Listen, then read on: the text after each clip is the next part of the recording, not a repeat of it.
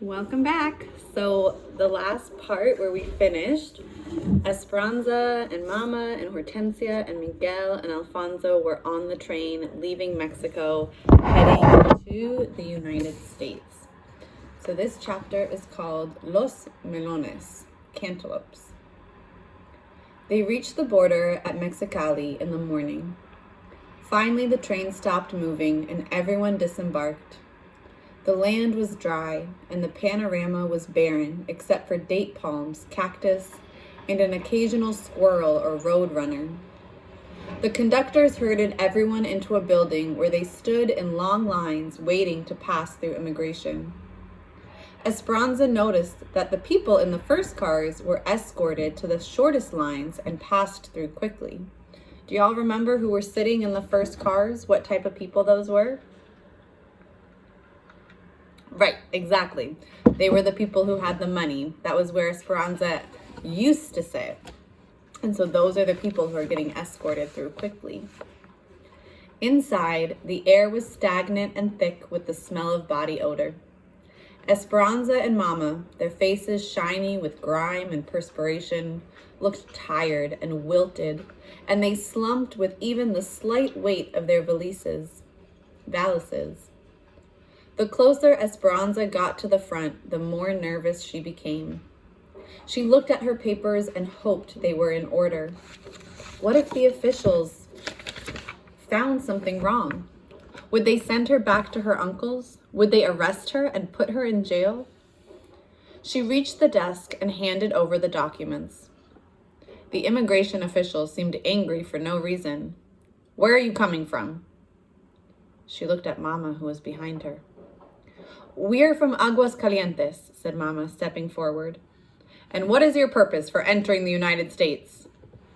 Esperanza was afraid to speak. What if she said the wrong thing? "To work," said Mama, handing him her documents as well.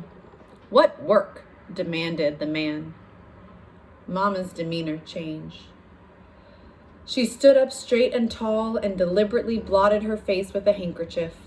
She looked directly into the official's eyes and spoke calmly as if she were giving simple directions to a servant. "I am sure you can see that everything is in order.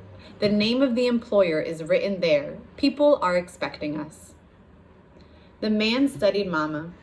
He looked at their faces, then the pages, then their faces again. Standing tall and proud, Mama never took her eyes from his face. Why was it taking so long? Finally, he grabbed the stamp and pounded each page with the words, "Mexican National." He shoved their papers at them and waved them through. Mama took Esperanza's hand and hurried her toward another train. They boarded and waited an hour for all the passengers to get through immigration. Esperanza looked out the window. Across the tracks, several groups of people were being prodded onto another train headed back toward Mexico. "My heart aches for these people. They came all this way just to be sent back," said Mama. "But why?" asked Esperanza. "Many reasons. They had no papers, false ones, or no proof of work. Or there might have been a problem with just one member of the family, so they all chose to go back instead of being separated." Esperanza thought about being separated from Mama and gratefully took her hand and squeezed it. Almost everyone had boarded except Alfonso, Hortensia, and Miguel. Esperanza kept looking for them, and she became more anxious with each passing minute. "Mama, where are they?" Mama said nothing, but Esperanza could see worry in her eyes too. Finally, Hortensia got on. The train's engines began to chug. Her voice tense, Esperanza said, "What happened to Alfonso and Miguel?" Hortensia pointed out the window. "They had to find some water." Alfonso was running toward the train with Miguel close behind, waving the secret package and grinning. The train slowly started moving as they hopped on. Esperanza wanted to be angry at them for making her anxious. She wanted to yell at them for waiting until the very last minute just so they could find water for their package that was probably nonsense anyway. But looking from one to the other, she sat back, limp with relief, happy to have them all together, surrounding her, and surprised that she could be so glad to be back on the train. "Anza, we're here! Wake up!" She sat up groggily, barely opening her eyes. "What day is this?" she asked. "You've been asleep for hours. Wake up! It is Thursday, and we are here in Los Angeles." "Look, there they are," said Alfonso, pointing out the window. "My brother Juan and Josefina, his wife, and his children, Isabel and the twins. They've all come." A campesino family waved to them. Juan and Josefina each held a baby about a year old in their arms. It was easy to see that the man was Alfonso's brother, even though he didn't have a mustache. Josefina was plump with a round face and a complexion that was fairer than Esperanza's. She was smiling and waving with her free hand. Next to her stood a girl about 8 years old, wearing a dress that was too big and shoes with no socks. Delicate and frail, with big brown eyes, long braids, and skinny legs, she looked like a young deer. Esperanza couldn't help but think how much she looked like the doll Papa had given her. There was much hugging among all the relatives. Alfonso said, "Everyone, this is Senora Ortega and Esperanza." "Alfonso, please call me Ramona." "Yes, of course, Senora. My family feels like they know you because we have all written letters about you for years." Mama hugged Juan and Josefina and said, "Thank you for all you have done for us already." Miguel teased his cousin, pulling her braids. "Esperanza, this is Isabel." Isabel looked at Esperanza, her eyes wide with wonder, and in a voice that was soft and whispery, said, "Were you really so very wealthy? Did you always get your way and have all the dolls and fancy dresses you wanted?" Esperanza's mouth pressed into an irritated line. She could only imagine the letters Miguel had written. Had he told Isabel that in Mexico they stood on different sides of the river? "The truck is this way," said Juan. "We have a long ride." Esperanza picked up her valise and followed Isabel's father. She looked around and was relieved to see that compared to the desert, Los Angeles had lush palms and green grass, and even though it was September, roses were still blooming in the flower beds. She took a deep breath. The aroma of oranges from a nearby grove was reassuring and familiar. Maybe it wouldn't be so different here. Juan, Josefina, Mama, and Hortensia crowded onto the front seat of the rickety truck.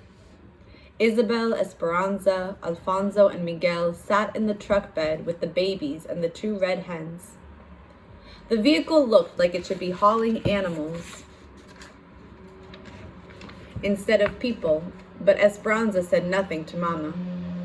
Besides, after so many days on the train, it felt good to stretch out her legs. The old jalopy rocked and swayed as it climbed out of the San Fernando Valley, weaving up through hills covered with dried-out shrubs. She sat with her back against the cab, and the hot wind whipped her loose hair. Alfonso tied a blanket across the wooden slates to make a canopy of shade. The babies, Lupe and Pepe, a girl and boy, were dark-eyed cherubs with thick mops of black hair. Esperanza was surprised at how much they looked alike. The only difference was the tiny gold earrings in Lupe's ears. Pepe crawled into Esperanza's lap and Lupe into Isabel's. When the baby fell asleep against Esperanza, his head slid down her arm, leaving a stream of sweat. "Is it always so hot here?" she asked. "My papa says it is the dry air that makes it so hot, and sometimes it is even hotter," said Isabel. "But it is better than living in El Centro, because now we do not have to live in a tent." "A tent?" "Last year, we worked for another farm in El Centro in the Imperial Valley, not too far from the border." One second, let me fix this camera. There we go. We were there during the melons. We lived in a tent with a dirt floor and had to carry water. We cooked outside. But then we moved north to Arvin. That's where we're going now. A big company owns the camp. We pay $7 a month, and my papa says it is worth it to have piped in cold water and electricity and a kitchen inside. He says the farm is 6,000 acres. Isabel leaned toward Esperanza and grinned as if she were telling a big secret. And a school. Next week, I get to go to school and I will learn to read. Can you read? Of course, said Esperanza. Will you go to school? Asked Isabel. I went to private school and started when I was 4, so I've already passed through level 8. When my grandmother comes, maybe I will go to high school. Well, when I go to school, I will learn in English, said Isabel. Esperanza nodded and tried to smile back. Isabel was so happy, she thought, about such little things. The brown, barren mountains rose higher, and a red-tailed hawk seemed to follow them for miles. The truck rattled up a steep grade past sparse, dry canyons, and Esperanza's ears began to feel full and tight. How much longer? We will stop for lunch soon, said Isabel. They wove through the golden hills, softly sculpted with rounded tops, until Juan finally slowed the truck and turned down a side road. When they came to an area shaded by a single tree, they piled out of the truck, and Josefina spread a blanket on the ground, then unwrapped a bundle of burritos, avocados, and grapes. They sat in the shade and ate. Mama, Hortensia, and Josefina chatted and watched the babies, while Isabel lay down on the blanket between Alfonso and Juan. She was soon asleep. Esperanza wandered away from the group, grateful not to be rocking in a train or on a truck. She walked to an overlook. Below, canyons plunged to an arroyo, a silver line of water from an unknown river. It was quiet and peaceful here, the sweet silence broken only by the swish of dried grasses from the wind. With her feet solid on the ground for the first time in many days, Esperanza remembered what Papa had taught her when she was little. If she lay on the land and was very still and quiet, she could hear the heartbeat of the valley. Can I hear it from here, Papa? She reached out on her stomach and reached her arms to the side, hugging the earth. She let the stillness settle upon her and listened. She heard nothing. Be patient, she reminded herself, and the fruit will fall into your hand. She listened again, but the heartbeat was not there. She tried one more time, desperately wanting to hear it, but there was no reassuring thump repeating itself, no sound of the earth's heartbeat, or Papa's. There was only the prickly sound of dried grass. Determined, Esperanza pressed her ear harder to the ground. I can't hear it, she pounded the earth. Let me hear it.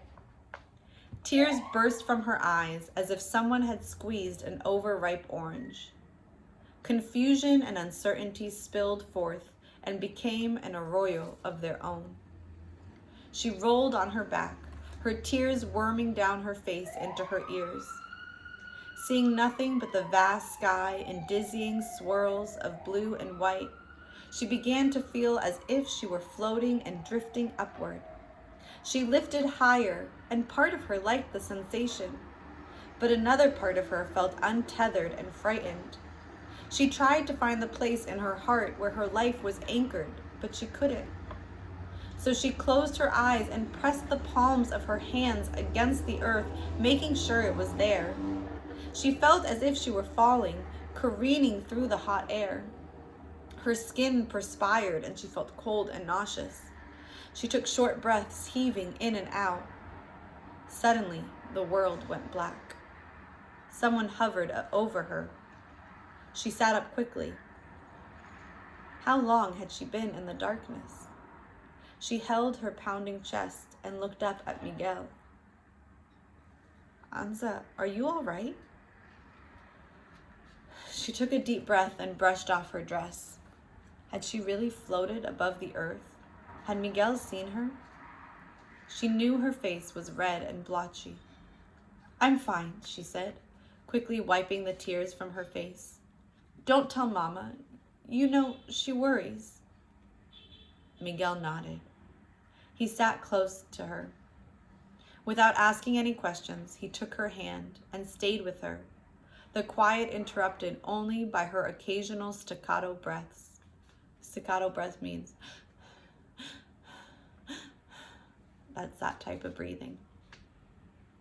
"I miss him too," Miguel whispered, squeezing her hand. "I miss the ranch and Mexico and Abuelita, everything. And I'm sorry about what Isabel said to you. I meant nothing by it."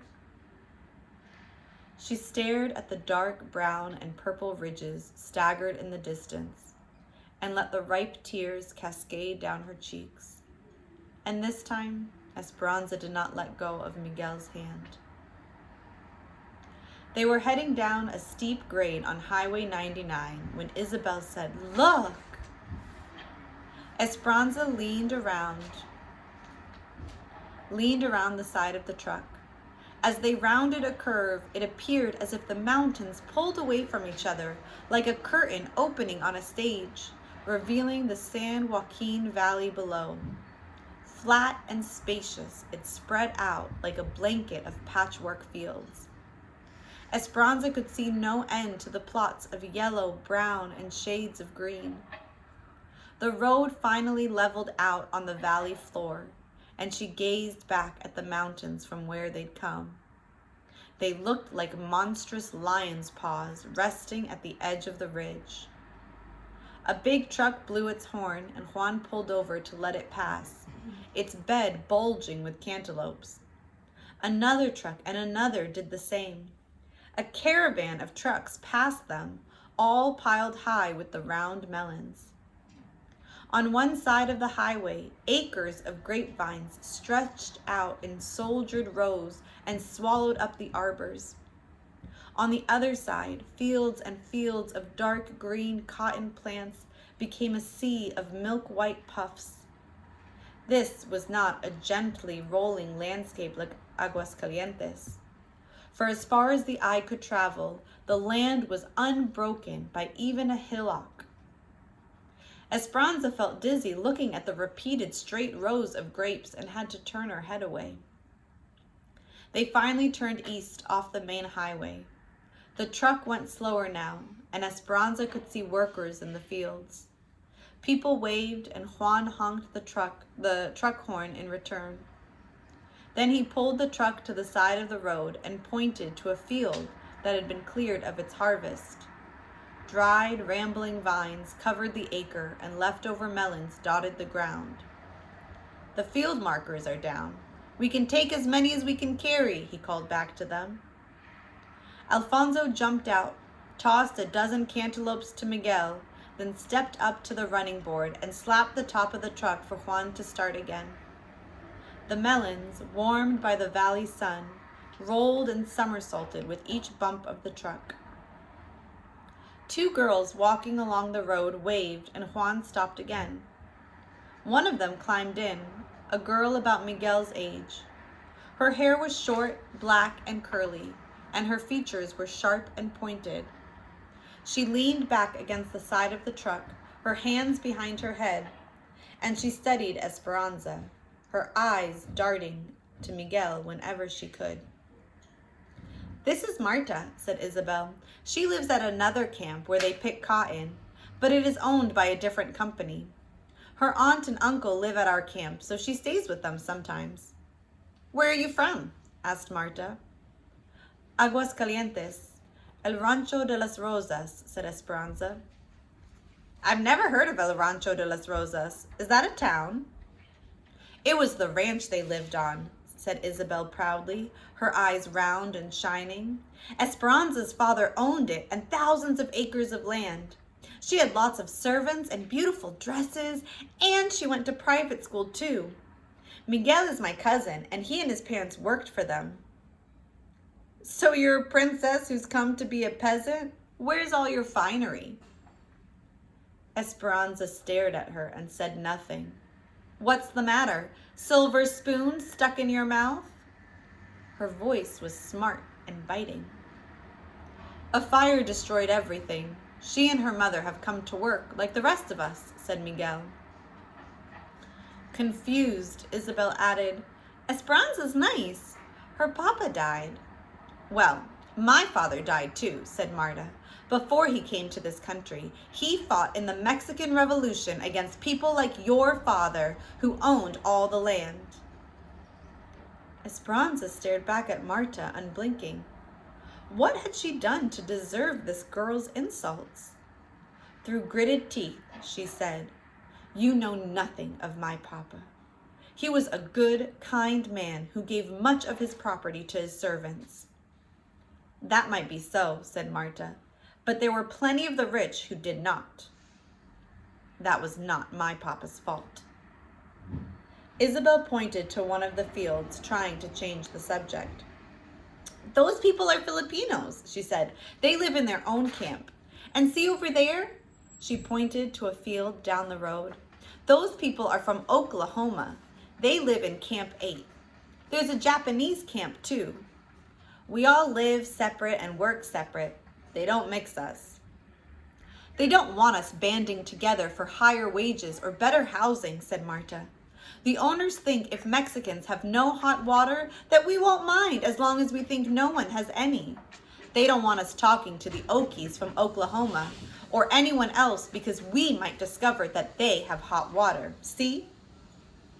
Do the Okies have hot water? Asked Miguel. Not yet, but if they get it, we will strike. Strike? Said Miguel. You mean you will stop working? Don't you need your job? Of course I need my job, but if all the workers join together and refuse to work, we might all get better conditions. Are the conditions so bad? Asked Miguel. Some are decent. The place you are going to is one of the better ones. They even have fiestas. There's a Jamaica this Saturday night. Isabel turned to Esperanza. You will love them. We have them every Saturday night during the summer. There is music and food and dancing. This Saturday is the last for this year because soon it will be too cold. Esperanza nodded and tried to pay attention to Isabel. Marta and Miguel talked and grinned back and forth. An unfamiliar feeling was creeping up inside of Esperanza. She wanted to toss Marta out of the moving truck and scold Miguel for even talking to her. Hadn't he seen her rudeness? She brooded as they rode past miles of young tamarisk trees that seemed to be the border of someone's property. Beyond those trees is the Mexican camp, said Isabel, where we live. Marta smiled. Marta smirked at Esperanza and said, Just so you know, this isn't Mexico. No one will be waiting on you. Then she gave her a phony smile and said, Entiendes? Understand? Esperanza stared back at her in silence. The one thing she did understand was that she did not like Marta. And that is the end of that chapter.